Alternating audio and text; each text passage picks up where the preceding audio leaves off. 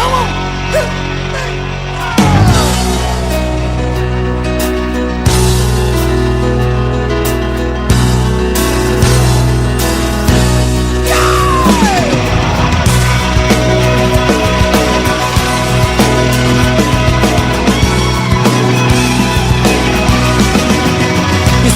Well, good morning. Welcome back to the Broadcast Retirement Network. I'm Jeff Snyder. This is BRN Sunday for Sunday, September 3rd, 2023. We've got another great show for you this week as members of the media, academia, financial services, and government are all standing by to break down all the news and events for the week. So sit back, relax, and enjoy this episode of BRN Sunday. But if you're tired of the same old story, turn some pages. Where we're going to kick things off with a look at what is happening on Capitol Hill. It's a lot these days as we head into the Labor Day weekend. Joining me on the line, you know them as the Legal Eagles. They're also known as David Levine, Kevin Walsh. Both are principals with Groom Law Group. That's an employee benefits law firm based in Washington, D.C. Eagles, great to talk to you. Thanks so much for joining us on the program this morning. Jeff, it is great to be here. You know, we hope everybody's enjoying Labor Day weekend. It is both exciting to head into fall because there's always something new, but also sad because summer is a lovely time. So we look forward to rounding out our summer with you today. Oh, that is so kind of you, David. I really appreciate it. And Kevin, I know you read a lot of TMZ. And a lot of TMZ. Yeah, a lot of TMZ, right? You read a lot of TMZ. There's a lot going on, and there's been some rumors afoot. I know you wanted to address what you may be hearing from some of the trade groups. Rumors afoot from the trade groups, but I was surprised that, when David in the intro, he didn't mention that it's ERISA's birthday weekend. So the retirement law that we all know and love, it was enacted in 1974 around Labor Day weekend. And, here we are at another Labor Day weekend, counting down another year of ERISA, in action. But the rumors that I want to talk about a little bit it relates to the fiduciary rule. And folks will remember this is a long-standing saga. ERISA defines who a fiduciary is, and the Department of Labor issued regulations in 1974 that really, were designed or seem to reflect a common law understanding of when someone is a fiduciary. DOL has taken a couple cracks at expanding the scope of who's a fiduciary. The most significant effort was the 2016 effort that was struck down by the Fifth Circuit. More recently, DOL made tweaks around the definition of fiduciary in 2020 in the preamble to an exemption that it enacted. Again, some of those tweaks were struck down by a district court recently.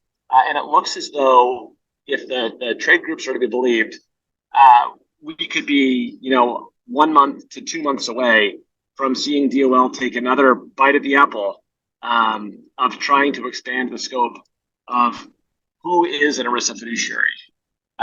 It's going to be interesting to see how this goes. Until we see the proposal, there's really no great way of knowing if they've made an effort to comply with the judicial decisions.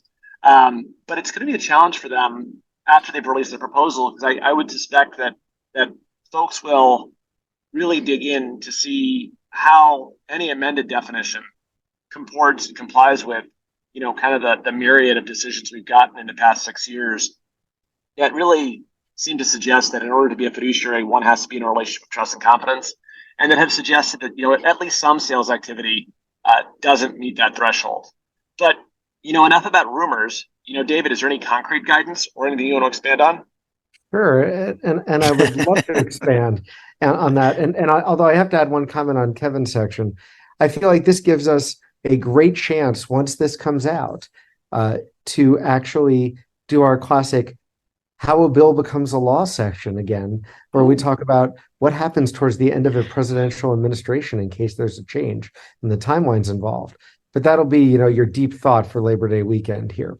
So talking about concrete guidance for that we actually have, on last week's call, we said, we think we're going to get the IRS catch-up relief or catch-up guidance, and we did. So boiling it down to the basics, if you are a plan sponsor, you've got 2 years. You have until 2026. In the meantime, you're basically treated as in compliance, which is great. The IRS guidance is incredible, friendly to sponsors, and industry as a whole. Similarly, if you are a service provider like a record keeper or third-party administrator, this is a chance to really get a lot of the systems and the plumbing between you and payroll companies and your clients into place. There's a lot of questions that remain to be addressed, but the IRS put out some very good guidance. I'll hit just a couple pieces that pushes it off, which gives us time to engage with them because there's a lot of questions about how you operate this. But the IRS told us a couple things where they expect the guidance to go at this point is that, for instance, for multiple employer plans and PEPs, we haven't talked about those in a while, that you sort of look employer by employer in terms of who has to be Roth and not based on prior year compensation. In English, it's very workable. In addition, the IRS did some good things for governmental plans in there. For instance, governmental plans, if they talk about what is FICA wages and other items, that's great as well. And the IRS is also exploring the question, they didn't give a position on this, about can you basically say that for anybody who earns over the $145,000 trigger that would make catch-ups have to be Roth, we could just not allow them to make catch-up contributions. There's all these interesting things. We are working with a number of trades and a number of clients on comments. The reality is there's a lot to go forward, but now is a chance to breathe and figure things out. So it is a real positive, great guidance from the IRS. I think everybody's very appreciative. I know they were kind enough to meet with us for our clients. It was great to see when they came out. So a real positive. Gentlemen, I just want to go back and thank you for that, David. And David, it was always great seeing you virtually on the show as well. I want to go back to something Kevin said. I didn't realize it was ERISA's birthday weekend. Any reaction to that? Any well wishes for ERISA? Sure. First of all, this is kind of like the last of the 40s for ERISA, because next year ERISA's 50. So this is kind of like the end of ERISA's youth. Once you're 50, you leave the Nielsen demographic. It's a whole other discussion. As someone who's over 49 and 50 myself, I really appreciate how my demographics have changed. So I think it's great for ERISA to be 49, but next year is the big blowout year. So I'm sure we'll there. Kevin, any thoughts from you beyond what you've already mentioned? I mean, we used to joke when I was a record keeper with my buddy Chris McGraw that the Allman Brothers had a song called "Sweet ERISA" instead of Melissa. That's not really the case. But any further thoughts from you before we close the segment? I mean, I think I've already hit on the idea of ERISA's birthday is a big thing. The only thing I'd add is that when David said he was going to talk about some concrete guidance, I was really hoping it was going to be about physical concrete instead of about taxes, but I think it was a great update anyway.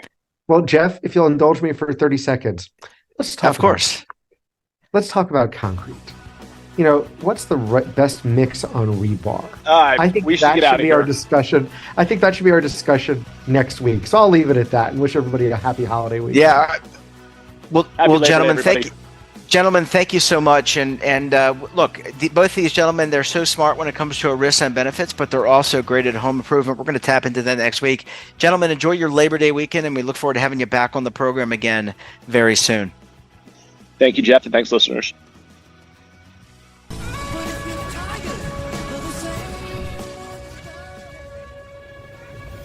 Imagine a new television network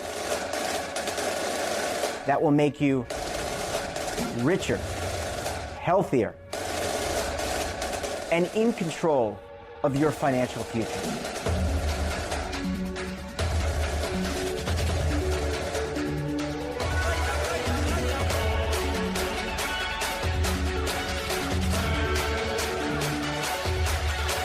This network is for the policewoman in Nashville, Tennessee, the baker in Dubuque, Iowa, the teacher in Lexington, Kentucky. We want to make the idea of savings and retirement culturally relevant. But what do you see as a defining issue of the midterms? Especially for the smaller businesses. I mean, they are the lifeblood of the American economy.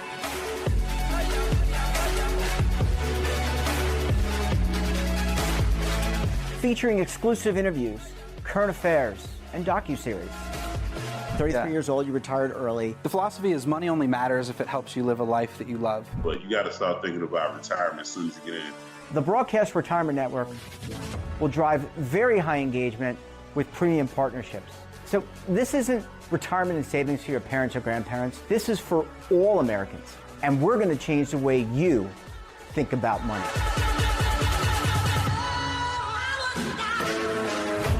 Welcome to the next frontier of retirement and savings. This is BRN, the Broadcast Retirement Network. Welcome back. And recently I sat down with Dr. Levine Kevin of American Bone Health to discuss the health consequences for women of osteoporosis. Let's give it a listen. Dr. Kevin, great to see you. Thanks so much for joining us on the program this morning. It's my pleasure. Yeah, we're going to talk about osteoporosis, talk about bone health. And before we kind of get into what this means for men and for women, what is osteoporosis? Osteoporosis is a metabolic bone disease. Okay. So, and what it happens is people's bones, which are living tissue, people don't think of bone as being living tissue. That's what I find to be interesting talking to a lot of my patients, is that it is really an organ in the body. And what happens is there's a metabolic disease that makes it very porous, holey, and frail. And it leads one for being susceptible for a fracture. And it's, extremely important, common.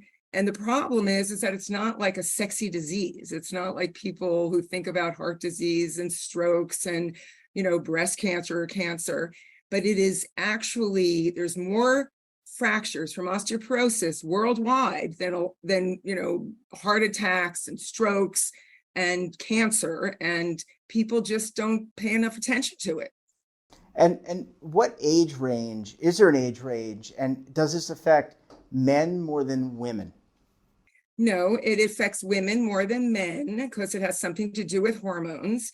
But one thing I say to people is the two biggest risk factors for osteoporosis is age. Age is an independent risk factor. As we age, your risk of fracture and developing this disorder increases.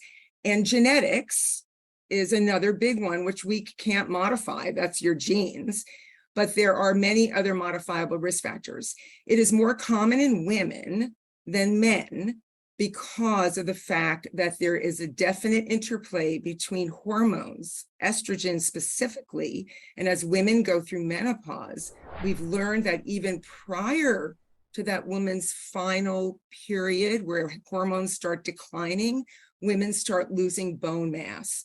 For men, they tend to develop this risk a little bit later. And that's why when you look at the screening guidelines, it is a bit later than for men than for women.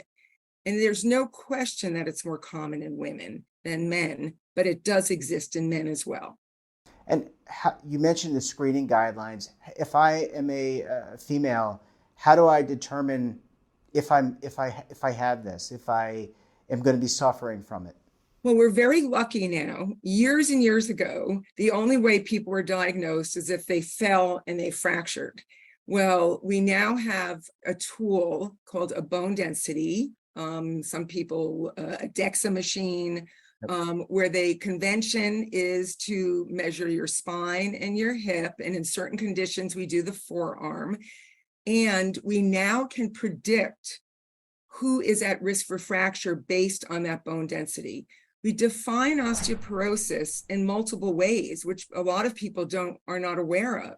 One definition for sure is a certain measurement on the bone density that gives you osteoporosis, whether you've had a fracture or not. But a lot of people do not realize that if you, over the age of 45 or 50, you trip and fall, even from standing height, it's called a fragility fracture. The streets that you live on, you fall and break your wrist, break your ankle, break your hip, break your pelvis, even with a bone density that may not be in the category of osteoporosis by definition, that is called a clinical fracture. And I think this is a big message to get out there to the public, men and women. because people come in all the time. Someone comes in my office, 70, 75-year-old woman, look, my bone density, it doesn't look that bad. It's not in the osteoporosis range. It's in the what we call osteopenia or low bone mass range. But she just fell and fractured her pelvis. That is a definition of osteoporosis. And she needs to pay attention to that, be evaluated and be treated, because she is at risk for future fractures, especially in that first year of having had a fracture. Dr. Kagan, I want to talk about treatment in the second segment, but just going back to this test, is this something that if you have insurance or you're on Medicare, that it would cover this DEXA scan so that you can determine whether or not you have osteoporosis? Yes, for sure. All women over the age of 65, every guideline Medicare will say should have a bone density test to decide, to assess whether you have low bone mass, which is called osteopenia, but with other risk factors that may make you into a high risk factor where we say you really have maybe clinical osteoporosis as well, or you do have osteoporosis, so over 65 for women and over 70 for men, plus younger men and women if they have other risk factors. So a woman comes in at 55 and she just tripped and fell and broke her humerus, her arm or her leg. She should have an evaluation and a bone density because she may have osteoporosis. It's not like it doesn't exist in younger women and men. So for instance, someone else on a high-risk medication, there are a list of medications like steroids and many medications we use for cancer treatments that make people at risk. So those people should have a bone density prior to the age of 65 or 70. Well, we're going to have to leave it there. Thanks so much, Dr. Kagan. Really appreciate the insight. It's such important information. And that wraps up this episode of BRN Sunday. Have a topic of interest, someone you think we should talk to, then drop us a line. And don't forget, for all the latest curated news and lifestyle, wellness, finance, tech, so much more in all in one place, check out today's edition of our daily newsletter, The Morning Pulse. Want to search our archives? Then check out our website. We're back again on Tuesday. That's right. Monday we're off because of the Labor Day holiday, but we're back again for another edition of BRN AM on Tuesday, September 5th. We'll see you then. Have a great rest of your weekend.